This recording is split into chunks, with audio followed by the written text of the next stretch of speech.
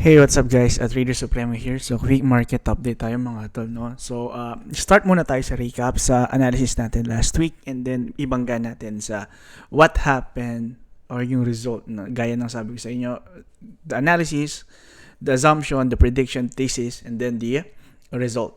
So, what happened nung Tuesday? Tuesday ko siya in-upload, no? So, sabi natin, Wednesday is possible shorting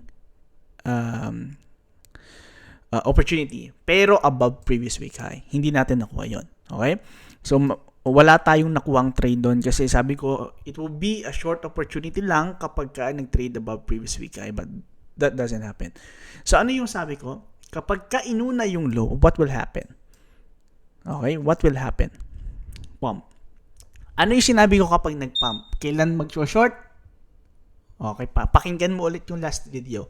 Sabi ko is Friday. What happened nung Friday? Dump. Okay, hear me out kapatid, no? So, ano na yung mangyayari next? Okay, so hindi ko nakuha yung gusto kong price action this week. Again, uulitin ko, lahat ng sinabi natin is anticipation, ibig sabihin future. Kapag hindi ganun yung ginawa, you have to pivot, no? So, yung entry ko this week is long dito kay Bitcoin at isang long kay Ondo. Okay, hindi nag-play yung Ondo. Break even ako dito kay Ondo kasi nag-long ako dito. Nag-take profit ako dito kaso hindi full take profit kaya ang sa akin considered ko siya as break even. Okay? So bakit ako nag-take profit dito at hindi ko hinintay dito? 'Di ba ganito yung nangyari? Because of Bitcoin nasa shorting area na gaya ng sinabi ko sa inyo is Friday. Pakinggan mo yung lahat ng sinabi ko doon, andun lahat 'yon. Okay? So ano nangyari ng Friday? The dump happens. Now, here's the thing. Ano yung gagawin ko next? Okay? So, di ba nakikita mo yung sinasabi ko per day. Hindi na ako nag-a-analyze na hindi pupunta dito yan o kaya dito yan kapag nangyari yan. Hindi na ganun. Per day ang analysis natin. Ibibigay ko sa inyo yung future. Ngayon, kung ano yung gawin, kailangan mo mag-adjust. Okay? Okay, here's the thing. This is your Friday. Okay? Ito yung bear area. Okay, this is your bear area. Okay? Bear. Ibig sabihin, yan yung bear area mo, no? Pangit ang drawing, puta. Okay, so tanggalin nga natin yan. Mambata. Okay. So, eto, successful trade na yan. Out mo muna. Ganito muna yung gawin mo, okay? Kasi, okay, this is your bear area. Okay, this is your bear area, okay? How did you know na that's the bear area? Ano ba nangyayari kapag nag-ano yung price dyan? Nag-dump, di ba? That means that's the bear area. Anong ginawa ng market? Sinunog ng market yung bear area. That means this bear area will now be a support area, which is a bull area. Pag sinabi natin bull area, that will be area wherein pwede tayo magkaroon ng bounce. Okay? So, this is your temporary high. Okay? Habang hindi pa closed yung weekly. Ngayon, ano yung gagawin ko ng Monday? Or Sunday. Sunday, if the price trades here at nag-stay yung price dito ng Monday, then probably will get a breakout. Okay?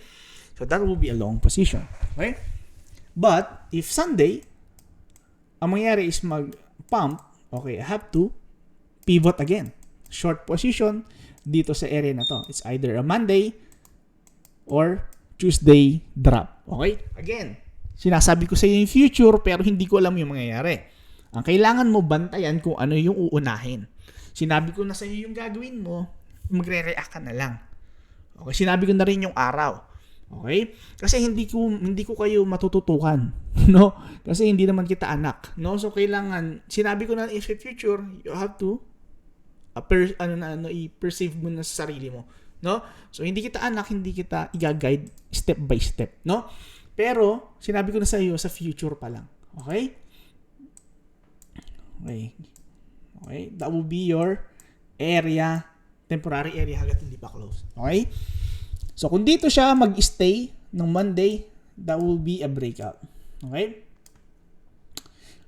Possible Tuesday pump, possible Tuesday, ulitin ko, Tuesday pump, possible, or possible Monday. Dalawa lang yan. Okay? Dito lang sa area. So, what if unahin dito sa taas ng Sunday, then same scenario pero short. Parehas lang. Monday or Tuesday. Yun lang gagawin mo. Babantayan mo lang. Okay? That's it. That's the trade. Okay? So ngayon, wala kang bias na, okay, shorting ako. Yes, shorting talaga ang main bias ko because, okay, let's deep dive, no? So firstly, we are trading above previous month high, March high, and then April high. That's 2 bear monthly candle. Okay? So dalawang high yun. Ibig sabihin, this is a very risky long position trade. Now, yes, pwede magka-breakout papunta dito sa previous quarter, 75%. Pwede yun. Pwede yun. Pwede siyang mag-pump dito. And then, tsaka natin makita yung retracement. Well, pwede yun. Sabi ko nga, end of the month, it should be lethal. Kaso, walang ginawa yung market eh. That's the market maker trying to stall the price. Anong gusto mong gawin ng market maker? Lahat na lang nangyayari. Dapat, kung ano yung sinabi ko, hindi. Kailangan, need mo mag-adjust kung anong gagawin niya. Sabi ko kasi, magdadump yan dapat nung Wednesday. Kung hindi nagdump Friday, hindi pa rin nagdump ng ganun na gusto ko. Wala tayong magagawa. Okay, there's probably a plan na ginagawa ng market maker. Okay, probably ipump natin hanggang dito and then catch all those bullish ones na nag-trade ng breakout and then let's dump it again. Okay? Again, this is a very critical area for long positions. Pero, sa intra-week to or monthly. Okay? Pero, sa intraday, you can trade long, short. Depende sa session. Okay? Depende sa system, depende sa session mo. Bahala ka na kung anong session sa system mo, no? So, sa mga nagtatanong kung natapos ko yung course ko, sorry, hindi ko natapos, no? So, medyo nasarap yung libot namin ng pamilya. Nasarap din yung mga ginagawa ko, no? Kasi maraming ginawa this weekend, pero soon matatapos ko rin yan, pangako. Pasensya na muna sa ngayon, no? Okay, balik tayo. Again, sobrang accurate ng mga pinagsasabi ko sa inyo, no? Kung makikinig lang kayo. Ang problema lang kasi, di ba sabi ko, magsushort ako dito. Ang problema hindi binigay. Pero sinabihan ko rin kayo na maglolong tayo dito. Di ba sabi ko, pag inuna yung low, maglolong. Kapag maglolong tayo, ano yung short natin? Friday. Oh, that's exactly what happened. Again, sinabi ko yan Tuesday. Di ba? Ngayon, sasabihin ko na. Ngayon pa lang. Okay. This is your Saturday. Okay? So, dalawa lang yung babantayan mo dyan. Ito yung high. Temporary kasi kapag bukas, nag-create ng new high, then that's the high. Hintayin natin yung weekly close. But you have to anticipate. Kasi iwan ka dyan. Pag hindi ka nag-anticipate, maiiwan ka dyan. Kaya nagtataka, lagi na lang ako naiiwan. Kasi you don't anticipate. Kailangan mo mag-anticipate. Okay? This is your bear area na naging bull area kasi nga meron ng flip. Then dito mo siya babantayan, kapatid, no? So, kapag nag-stay yung price dito Monday at Tuesday, then that's the trade. Bantayan mo yun. Monday, Tuesday. Yun lang. Okay? Monday, Tuesday, possible expand ng Wednesday. Babantayan mo yun, kapatid, no? Yun. Ganun lang siya kasimple, kapatid. Now, lahat ng altcoin, susunod lang yan kay Bitcoin. Pero iba-iba structure. You have to understand na lahat yan susunod lang kay Bitcoin. So, kung ibig sabihin, kung magpapump si Bitcoin, magpapump, pero ibang structure.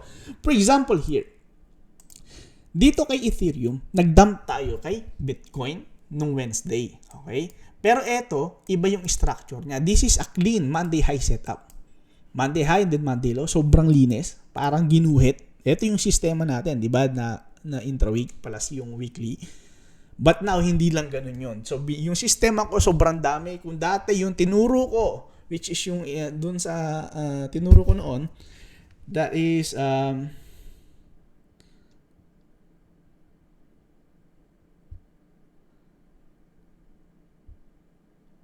sobrang tagal na nun, no? So, October 2023 ko yun in-offer, no? October 2023, 2 years na. So, yung in-improve ng system na siguro dati 5% lang. Now, the way I trade is like full capacity. So, again, ganun talaga, no? So, ngayon, I'm at the level of mastering myself. Hindi porket ang ganda ng sistema mo, ganun ka nakagaling. Hindi. You have to master yourself. At andun ako sa level na yon. Mastering myself. No, kasi, una, you have to create a system. Okay? System na magbibigay sa'yo ng pera. Pero, Okay? So, eventually, noon kasi, sabi ko, okay, kayang-kaya ko na kasi, sabi ko, nagpe-play lahat ng ginagawa ko. Sistema ko, maganda. Ang problema is, nung nag-full time ako, doon ko nakita, wait lang. Hindi pwede yung intra-week. Kasi intra-week setup ako eh. Actually, yung intra-week maikli na yun. Compare mo sa iba. Iba, 3 to 6 months bago mag-play, bro. Majority ganun. Tandaan nyo po akin, within the week lang. Matagal pa yun ha. Kasi kailangan ko magbayad ng bills eh.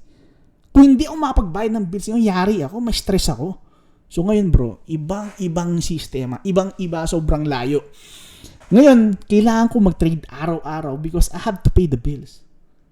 And then, isa sa naging problema ko is the lack of confidence kasi nga intra-week trader ako. Sa intra-week, alam nyo naman sa lahat ng mga nakakaalam sa Supremo Range, meron yan levels sa intra-week. Now, pag nag-full time ka, sasaluhin mo lahat ng expenses mo gamit yung trading at hindi ganun kadali. Hindi lahat kaya yan. Siguro 1 out of 100 lang yung may kaya. Sobrang hirap. Nag-struggle ako for 7 months kaya ako medyo tumahimik because I'm trying to master myself. Kasi dun mo makikita, okay, hindi siya tulad ng dati na intra-week na okay, pag umenter ako, meron ako ibang trabaho, hindi ko na siya babantayan. Bro, hindi ganun ng intraday. Sa intraday, hindi lang din yung basis mo is previous day. Magkaiba. Doon mo makikita na sobrang layo ng intra sa intra-week. Sobrang linis kasi ng intra-week, bro. Sobrang linis sa intra-week. Ang problema, pagdating sa intra-day, messy. Pero, magagawan mo rin siya ng system. It took me 8 months bago ma-master yung intraday. Ngayon, question naman is yung mastering yourself. Kasi hindi ganun kadali, bro. No? So, kung magsasabi sa'yo, yung alam mo na yan, wala pa yan. Wala pa yan. Maniwala kasi you have to master yourself. Mag-struggle ka talaga. Pero yung struggle na yun, may kasamang stress, bro. Kasi imagine mo, need mo magbayad ng bills eh. Ang bills ko po is 10,000 AUD a month. Minimum. 10,000 AUD. Mortgage, insurance, groceries, payment, daming payments, bro. Cellphone, yung mga bills ng misis ko. Ang dami, bro. So, dun na kaya tumahimik ako, wait lang, tangina. Kailangan kong i-improve, hindi pwedeng intra-week. Kasi, what if wala akong makitang setup sa intra-week? Nag-chop sa gitna. So, dun pa lang, paano mo magbabayad ngayon ng bills? No? Dun ako, okay, wait lang. Monk mode muna tayo. I have to recreate sa intraday setup. At ngayon naman is mastering yourself. Again, okay, meron akong i-share sa inyo. No? Di ba madalas marinig mo, do not overtrade. I think that's the most wrong advice para sa beginners. Wrong. You have to overtrade. Bakit? You have to master yourself. Kasi ganito yan isa sa magiging problema nyo, malagi na lang kayong ma-stuck, hindi mag-trade. Kasi hindi, wala yung setup. Hindi mo makikita yung setup na yan paulit-ulit. Wala kang makikitang ganyan. You have to adapt na kapag hindi ganito yung ginawa, you have to pivot. Kailangan mo mag-overtrade to have the confidence na kailangan mo. At hindi siya ganun kahidali. Kaya sabi ko sa inyo, you have to master yourself. Hindi siya ganun kadali kaya ng iniisip mo. Mastering yourself is a complete different era na yon ng trading journey mo. No, kapag andun na kayo, you'll understand lahat ng sinasabi ko. Okay? Kasi una, yung system. Yung system is the hardest part, to be honest. Kasi yan yung edge eh. Yan yung edge. Kasi kung wala kang edge, hindi. Kasi di ba mapansin mo, majority kasi is position trader or kasi walang tumatagal eh. Walang tumatagal sa sistema natin na low time frame. Wala kang makikitang tumagal. Una sa lahat, mga scalper, saglit lang yan, mawawala agad yan eh. Kasi alam nilang, walang structure sa lower time frame. Sa intra-week, yes, mayroong mga tumatagal, mga swing. Yung tinatawag natin mga swing. Pero, pagdating sa intraday, doon medyo, kukunti lang yung natitira. Kasi yung mga natitira na yan, sobrang tatagal din, no? So, hindi siya ganun kadali. Okay, yun yung minamaster natin sa ngayon, yung sarili natin, no? So, una, yung edge. Okay, o yung sistema. Akala kasi na iba, basta meron ka alam sa technical analysis, halimbawa may patterns, indicators, o kaya yung mga patterns na classic patterns o yung mga patterns na ginagamit dati. Hindi. You have to adapt kung anong ginagawa ng market. Lalo na sa crypto. Iba yung technical analysis sa crypto. Iba rin sa forex, iba rin sa ibang instrument, no? So, kailangan mong i-master yung sarili mo at yung instrument na hawak mo. Okay? So, hindi siya ganun kadali. No? So, ako nagsasabi sa'yo, hindi siya ganun kadali. Pero, who am I to judge? Ngayon kasi naiintindihan ko na, okay, kahit na anong strategy, bahala ka, pero makinig ka muna. Okay. Saan ka nakikinig? Kasi baka nakikinig ka dun sa tao na post ng post, pero makikita mo, grabe ang bayad ng exchange sa kanya. Okay, so bigyan ko kayo ng konting kwento, no? There are people in the Philippines na top mentors nyo, no? So, hindi ko magpapangalan. They are paid 20,000 USDT a month by exchanges because of your community. 10,000 to 20,000 USDT plus commission plus token allocation. Bakit? Call din po ako, no? So, affiliate din ako and we got paid pero sobrang liit, as in, sobrang liit, pahirapan pa. Pahirapan pa yan, bro. Pahirapan pa. I mean, multiple follow-ups pa bago ka mabayaran. At sobrang liit lang nun. Wala pang 4 digits yun, bro. Sobrang liit.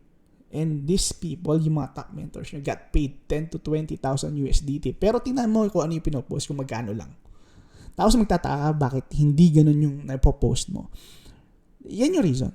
They have shitloads of capital. They have shitloads of sources. Pero kung mag-i-start tayo lahat sa 500, I don't know. Hindi ko rin alam. Hindi ako magsasabi sa inyo. Okay? Pero, dun pa lang sa nakikita kong sistema, that was me 3 years ago. Honestly, sa lahat ng nakikita kong sistema, that was me 3 years ago trying to figure out what's working for me. At naintindihan ko yun. Pero there are people na nag-stuck talaga doon kasi nga, nag-work naman. Kasi kumikita sila sa inyo eh. At walang problema doon. Kumikita sila sa inyo, nag-e-effort naman sila, then walang problema doon. I'm not bashing anyone, no? Kung kumikita sila sa iyo, tapos nag-e-effort sila, then so be it. No hate, wala, no? Pero you have to understand yung sarili mo. Okay? This is my advice sa'yo. Kasi, kung makikinig ka ron, tapos ang capital mo below 1,000 USDT or 100, 500, or even 5,000, hindi mag-work yun. Okay? So, why? For example, I'll give you an example. This is how majority of the top mentors sa Pilipinas mag-technical analysis, and I'll show you how, no? So, una, it's a moving average 100, no? This is the bread and butter ng style nila, no? So, moving average 100, no? Moving average 100. Okay? And then you have, okay? And you have this break of trend line. break of trend line. Okay? And yan yung reason kung bakit sila nakapag-long.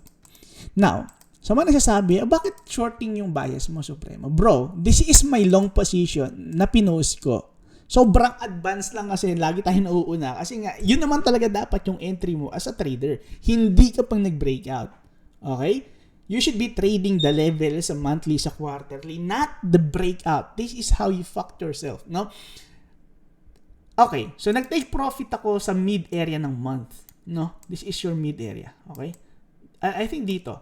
Nag-take profit ako dyan because this is your mid-area ng monthly. And this is your entry price. Okay. Now, magtataka kayo, bakit siya profitable? Ang laki ng kinita, ito lang yung move. Okay, for example, ang pasok mo is pag-reclaim sa EMA 100. Okay? That's your profit. This is your stop loss. That is less than 2:1. Okay, papakitaan kita, no? So, for example, you have $100 and you risk 5% of your portfolio or futures account. That's $5. Kung 1.5:1 ang trade mo, that is $7 gain. Then, nagtataka ka kung bakit hindi kayo parehas o bakit hindi ka nagiging successful. Because you're following the wrong one. hindi ko sinasabing sila yung may mali. Pero you're following a wrong system na hindi babagay sa capital mo. You have to follow a system na babagay sa'yo. You have to be trading the lower time frame. Kasi yung ganyan, look how many days it plays out. From this breakout to here, that's 21 days, 3 weeks for $7. Tapos magtataka, bakit sila kumita ng 4 digits? Bro, they don't have stop loss. Kung meron mga stop loss yun, gaga from Bulacan hanggang Cebu. Okay? So, for example, nag-trade sila dito, nag-flip. That's your entry. Stop loss niyan dito. Wala pong 1:1. Yes, because they have capital. Imagine, 20,000 USD payment plus continuous commissions from the community plus token allocation plus kapag meron sila na invite sila sa ganitong event, you'll get paid. Then, paano? Paano kung hindi magiging profitable nga? Diba? So, you have to understand muna why. Yan yung reason kung bakit ako naka-lower time frame. Kaya nga yung sistema ko is based on liquidity, based on range. Kasi yun lang yung pwedeng sistema sa lower time frame. Diba? So, I mean, para sa akin, sa iba, hindi ko alam Baka pwede rin, diba? So, 2:1 or 1.5:1, how will you feed your family sa ganung klase ng pera? You can't. 100% you can't. So, I'll show you how I trade, no? So, for example, last Wednesday, my trade is the Wednesday low, gaya ng tinuro ko sa Tuesday low, no? Anong sabi ko? Pagka inuna yung ilalim, long. That's long. Right? Okay. Ang take profit ko, di ba sabi ko short ng Friday. That's the Friday move. Okay? Now, how many RR is that? Even my stop loss will be not that low, no? Siyempre, ganyan lang yan. 6:1. For almost 1 day lang, nag-play na. Kasi you have to understand na pag nag-entry ako ngayon, dapat soon enough malaman ko agad kung mali ako para bawi ako. Hindi yung 21 days bago mo malaman na mali ka. Tapos magtataka ka, wow, why am I not successful? Bakit ganito? Parang scam. Hindi siya scam. You don't understand the game. You just don't understand the game. Kasi nga, majority sa inyo nakatingin sa PNL. That's why I'm not showing any PNL. Because, pansin nyo, ano yung sinoshow ko sa inyo? Puro sistema. Kaya nga, hindi ako trending Kasi nga, puro sistema yung pinapakita ko At alam ko, majority sa inyo, ayaw niyan. Okay? So, wala. I understand. Okay? I understand. Okay? So, we are people, we are humankind. Talagang, we have nature. So, kapag ganito talaga, ganun lang magiging reaction mo. And I understand. I have no problem with that. No? No problem with that. Again, sabi ko nga sa inyo, that's the system. Sa higher time, may higher time pero may mas lower pa dyan. So, hinihimay ko yan kada candle. Okay? So, ngayon, okay, balik tayo sa analysis before kung ano pa sabihin natin. Okay? So, again, sinasabi ko lang sa inyo, I'm not saying na hindi effective yung mga mentors nyo, no? I'm saying is, baka hindi siya effective based doon sa sarili mo. Kasi, nagka-follow ka ng system na hindi uubra sa'yo. Okay, if you are earning 20,000 USDT a month, then probably this can work for you, no? 'Di ba? Okay, tama? Pero kung hindi ka naman kumikita ng ganun, then why bother? Okay, you have to go lower time frame, bro. No, hindi mo afford na 21 days para malaman mo na tama ka. Okay? And then there's no risk management kapag ka ganun yung style mo mag-trade. Maniwala ka man sa hindi, that was me 3 years ago. I'm not saying na mas magaling ako sa inyo. I'm not saying any of that. Ang problema lang kasi, I have no money like that, na ganun kalaking pera. So I have to pivot myself to create my own system na kaya kong pumera. Kaya kong magbayad ng bills. Okay? Now, Ethereum. Okay, na-gets nyo naman, di ba? Okay, ulitin natin, na-recap lang, baka makalimutan nyo. Okay, this is your temporary high. This is your temporary resistance. And then this is your temporary low. Kasi hindi pa naman close. Alam mo namang magantay. Pero, parang sure naman na yan yun. Di ba?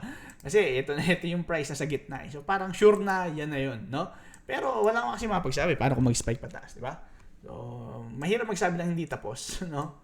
So, that's your high. That is your temporary support or future support. Then, dito, Monday or Tuesday, pag nag-stay dyan yung price, then probably we go out. Okay? But, bukas, kapag umangat yan, at Monday andito, same scenario, Monday, Tuesday, it will dump. Okay? Ganun lang. Wala kang ibang gagawin. Gaya ng sinabi ko sa inyo, market is paano ba ito sabihin? Meron siyang meron siyang sinusunod na pattern pero paiba-iba. Yan yung reason kung bakit binago ko yung yung dati kong paniniwala. Kasi nung bago ako, which is nung 3 months pa lang ako nag-aaral, well, same sa lahat sa inyo, nag-enroll din ako sa mga courses ng mga top mentors na yan. No. Wala ko sinasabi kung sino pero, what I realized sa mga pattern is, it doesn't hindi mo siya makikita all the time. Hindi. 100% ako niya. Hindi mo siya makikita palagi. At paano ka kikita ng pera kung hindi mo siya makikita palagi? Wala kang kasigurudahan kung mangyayari yun. Hindi mo alam kung kailan din mangyayari yun. Ang gagawin mo dyan, magbababad ka sa screen, nahanap ka ng pattern, you'll never gonna make it, bro. 100%. You'll never gonna make it. Maggagawa ka lang din ng course, ibebenta mo yan, tapos sisirain mo lang yung sistema mo. No. It's not gonna work. You'll eventually mabubroken ka dyan, bro. Sabi ko sa'yo, masira ka ng bite dyan, masisira ka dyan. Masira ka dyan. So, you have to understand, kailangan, okay, Monday ngayon, kapag hindi ganito yung ginawa, mali na ako, I have to pivot, gagawa ng ibang paraan. That's the system. Hindi yung, wait lang, may system ako, meron akong pattern. Pag hindi ko to nakitang pattern, hindi.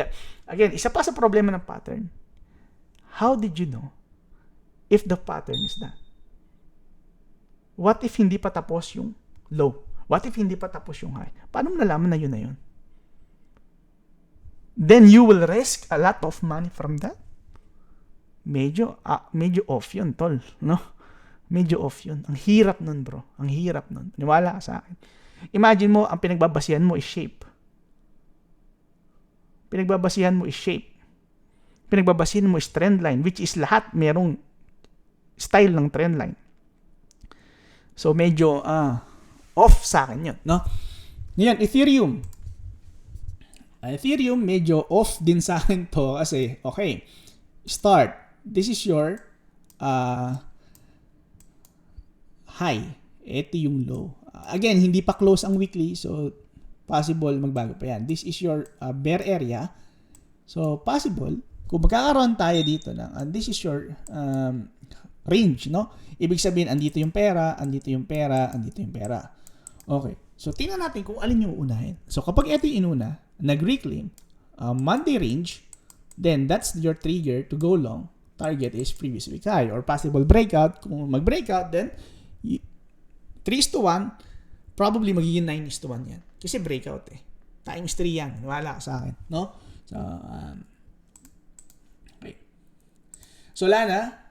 Solana, lahat ng altcoins niyan susunod lang kay Bitcoin. Ang pinagkaiba lang niyan is hindi sila pare-parehas ng chart because they have its own structure, no? For example dito. Okay. Okay, dito. 'Di ba si Bitcoin is trading above previous week high, but this one is trading inside previous week. Now, kapag ka nag-dump si Bitcoin no Monday, Tuesday, then probably, kung pupunta dito yung price, then this is your shorting area kay Solana. Right? Right. No? So, again, hindi pa to close, and this is your, ito lang muna yung mo. Okay. Pansamantala. No? So, ngayon, kapag ka naman ito ang inuna niya, then possible long ka dito. At bantayin mo si Bitcoin. Kasi, kung si Bitcoin paangat at nandun ka sa area, then you should long dito sa area. Okay? Ganun lang yan. Susunod lang yan. Kaya nga hindi ko magets paano nakapag-trade yung iba na hindi kayo nakabase kay Bitcoin. You have to base on Bitcoin kasi susunod yan. Okay? Ilang beses ka nang nasunugan kasi Bitcoin gumalaw, tapos sisisihin mo pa. Alam mo naman pala eh. Alam mo naman pala yung mali. Then bakit mo sisisihin si Bitcoin? Sisihin mo yung sarili mo kasi hindi mo na-gets yung game. Hindi mo pwedeng sisihin si Bitcoin. Kaya, ganun talaga eh. Yun yung game eh. No? Diba? So, hindi mo pwedeng sisihin si Bitcoin.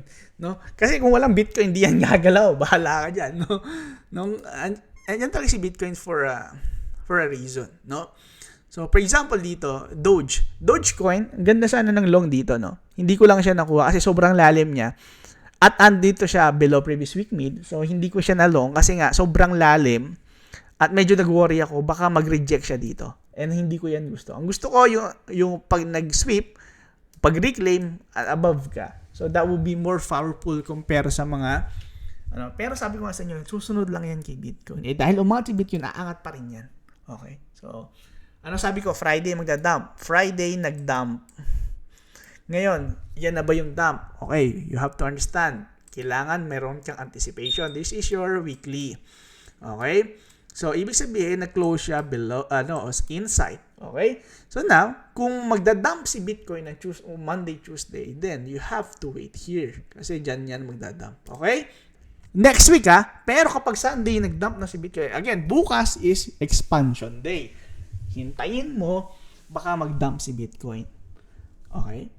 Pero kung hindi siya magda-dump bukas, okay, yung sinabi kong area, yun lang yun. Walang ibang gagawin yun. Maniwala ka sa akin, hindi. Parehas lang yun, tol, no?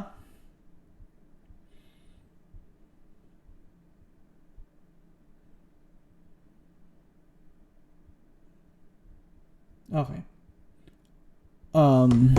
Sabi lang muna, kasi hindi ko naman pwedeng isa-isahin yan. Kung ano yung gagawin ni Bitcoin, yun lang din gagawin lahat yan. Susunod yan. Ngayon, ang difference lang is meron sariling structure yung altcoins mo. You have to look at the levels. For example, nakita nyo, above sa previous week high. So, kung maglolong ka, possible dito sa bounce ng previous week high, correct? Or sa Monday high. Here, andito ka. What if bumagsak siya papunta sa ilalim? So, hanapin mo yung key levels. Nasaan yung key levels? Possible yung low netong previous day low or yung Monday mid. Yun lang. No? Ganun lang siya. Kung ano yung gawin ni Bitcoin, yun lang din gagawin niya. Ang difference lang is, iba yung levels ng altcoins. Okay? Kaya nga dapat ma-master mo to para hindi ka nahihirapan humanap ng entry. Pero again, nakita mo dito, kahit na gaano kapangat yung ginawa niya, andito pa rin, pero dahil umangat si Bitcoin, aangat yan. Bakit? Because Bitcoin yun ang king. Siya yung susundan ng lahat ng altcoins. Okay? Susunod lang yan. Maniwala ka sa akin. Ako na nagsasabi sa'yo, susunod at susunod lang yan. Okay? So, yun lang muna mga kapatid. Marami na ako na sinabi ko na pinagsasabi ko, no? Maraming salamat sa pakikinig nyo. At tingnan natin kung ano yung magiging result next week, no? So, maraming salamat sa pakikinig. Sa tingin ko next week it will be better, no? Sa tingin ko mas maganda na yung magiging entry natin next week. Medyo sablay yung entry kasi ang thesis natin is shorting pero hindi ibinigay yung kabila. So ibig sabihin hindi ako nakapag full size, which is hindi ko nakuha yung quota ko this week.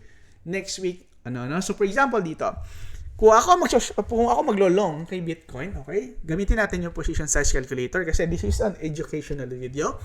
So for example, maglolong ako kay Bitcoin here ng Monday. Again, pag nag-dump ng bukas, hindi ka maglolong. Please, ayokong sisisihin mo ko dahil merong user error. Tinuro ko na yung gagawin mo step by step. Kailangan mo lang ayusin kung paanong gagawin mo, ha? Baka naman user error tapos sisisihin mo pa rin ako. Again, sabi ko nga sa inyo, Monday, Tuesday yan magpapump kung lalapag siya dito at mag-i-stay. Okay? Titingnan natin bukas kasi bukas yung magiging possible expansion. So kapag bukas nag-dump pero hanggang dito lang. Kasi kapag nag-dump tapos in-straight niya pa ilalim, wala na tayong pag-uusapan kasi sinabi ko nga sa inyo expansion bukas eh. So bukas yung move, ang big move. Pero bukas, yung nag-dump hanggang dito lang. Then that's long position. Okay? Malinis. No, Monday, Tuesday, yun lang babantay mo, Monday range. So, for example, your trade will be like this, no? For example, ganito. maglo-long ka, Monday range, stop loss mo yan, target mo is here. Okay? That's 6:1. For example, 6:1. So, lagay mo lang yung entry price mo which is 95,573. 573. Stop loss mo will be here, 95,080. Okay? And then your target price will be 98,608. Okay? Hindi mo kailangan ilagay yung target mo agad, no? Kasi what if umangat pa? Kasi mag-expand. Okay? So, wag mo masyado ihigpitan yung sarili mo sa take profit. Sa stop loss ka lang maghihigpit, no? So, for example, 100x, no? And you only want to risk $100, no? So, magkano yung magiging reward ng trade yan? $600. Okay? So, ibig sabihin, kung 100 ang risk mo kapag nanalo ka is 600. Ibig sabihin, kapag natalo ka ulit, you have 6 tries para makover mo yung break even. 6 tries. Imposibleng hindi ka mananalo ng magkakaroon ka ng losing streak na 6 times kung meron kang proper system. Imposible. No? So, kapag ka naglo-lose ka na ng 3 times in a row, ibig sabihin, you have no system. Maniwala ka sa akin, you have no system. Akala mo lang meron. Pero 3 times in a row, talo ka. You don't have a system. Probably, akala mo lang meron. Chumachamba ka. Tapos meron kang proper position sizing, tapos kumikita ka sa affiliate. That's it. I'm sorry, pero to yun. No? So now, 100. Okay, 600. Okay? Lagay mo lang. Lagay mo lang itong 600 sa exchange. 19,000 position size. Then 100x. It doesn't matter kahit na 100x or 2x pa yan.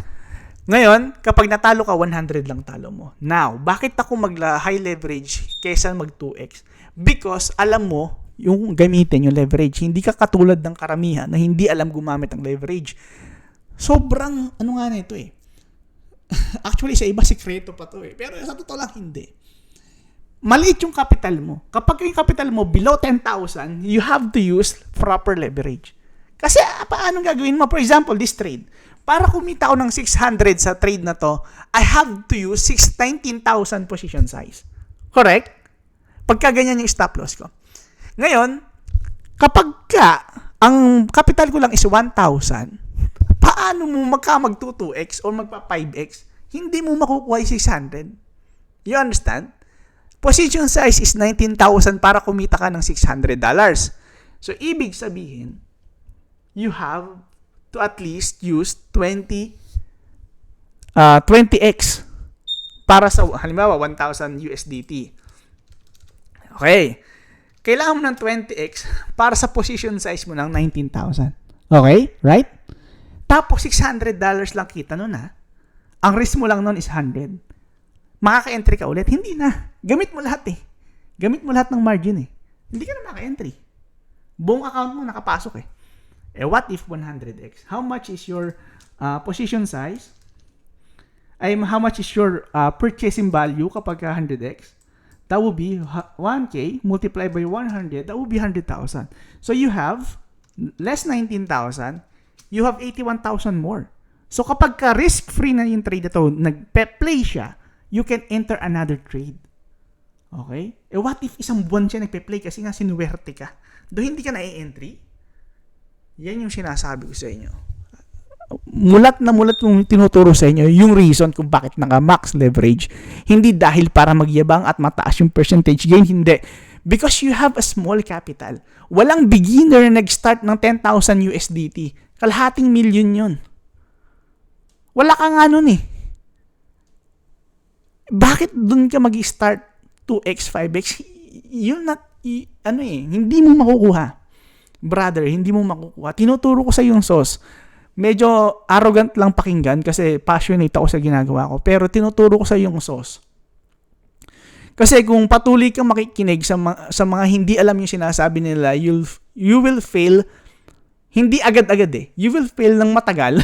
No? Mas maganda na mag-fail ka ng mabilis. Kasi, di ba sabi nga nila, ang best commodity is time. So, ibig sabihin, kung magkakamali ka, you have to know na mali ka agad-agad. Hindi yung 3 months, 6 months bago mo malamang mali ka. Nakita niyo yung mga kwento ng ibang trader. 5 million lost, last month. Okay, 5 million loss. How the hell paano nangyari yun?